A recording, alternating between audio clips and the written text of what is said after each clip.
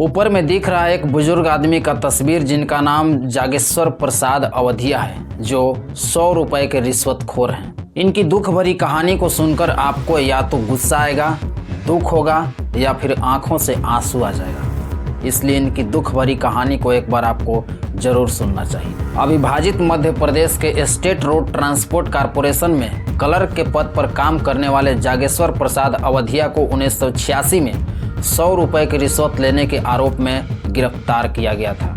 अब लगभग 39 साल बाद अदालत ने उन्हें बाइज्जत बरी कर दिया है। Jageshwar Prasad Awadhiya state road transport corporation में बिल सहायक के तौर पर कार्यरत थे। तभी 100 रुपए की रिश्वत के साथ लोकायुक्त की टीम ने उन्हें गिरफ्तार किया था। हुआ कुछ ऐसा था कि एक कर्मचारी ने अपना बकाया भुगतान के बिल बनाने के लिए अवधिया जी से संपर्क किया, लेकिन अवधिया जी ने ये कह के टाल दिया कि ऊपरी कार्यालय के लिखित निर्देशों के बाद ही मैं बिल बना पाऊंगा। तभी उस कर्मचारी ने 20 रुपए की रिश्वत देने की कोशिश की, लेकिन अवधिया जी ने उसे इनकार कर दिया। इस बात से उस कर्मचारी को बुरा लगा और अपने पुलिसकर्मी पिता को सारी घटना सुना दी।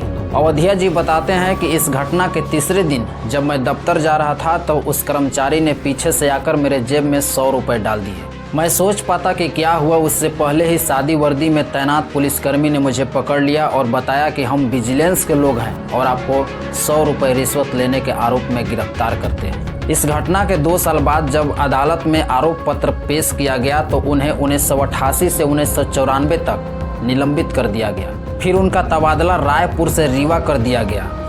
प्रमोशन रुका, इंक्रीमेंट बंद हो गया और 4 बच्चों की पढ़ाई तक भी छूट गई।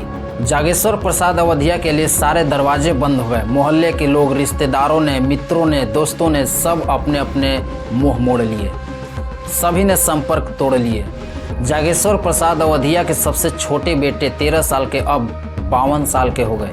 उनकी पत्नी इसी चिंता के कारण बीमारी से दम तोड़ दिया। पत्नी की क्रियाक्रम तक के लिए पैसे उधार लेना पड़ा। उन्होंने घर चलाने और केस लड़ने के लिए तरह तरह के काम किए। बढ़ती उम्र में भी उन्हें 8-8, 10-10 घंटा काम करना पड़ा। 100 रुपए के आरोप में उन्हें करीब 14,000 दिनों के एक अदृश्य कैद में रखा गया। फिर आया साल 2025 का वह दिन जब हाईकोर्ट ने कहा कि वह निर्दोष हैं। जागेश्वर प्रसाद कहते हैं, न्याय मिला पर समय नहीं लौटा, पत्नी नहीं लौटी और मेरे बच्चों के बचपन नहीं लौटे। मैं पूछना चाहता हूं उस सरकार से, उस हाईकोर्ट की न्यायिक व्यवस्था से कि क्या जागेश्वर प्रसाद का 39 साल का समय, उनकी पत्नी, उनके बच्चों की बचपन लौटाई जा सकती है? यदि नहीं तो आखिर न्याय में इतनी देरी क्यों?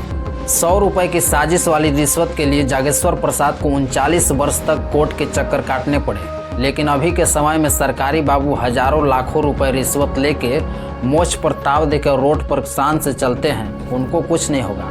वाह रे हमारे देश के लोग और सरकार और न्यायिक व्यवस्था, प्रणाम है। जागेश्वर प्रसाद अवधिया और ऐसी न्यायिक व्यवस्था के बारे में कमेंट सेक्शन में अपनी राय जरूर 2 शब्दों में दें।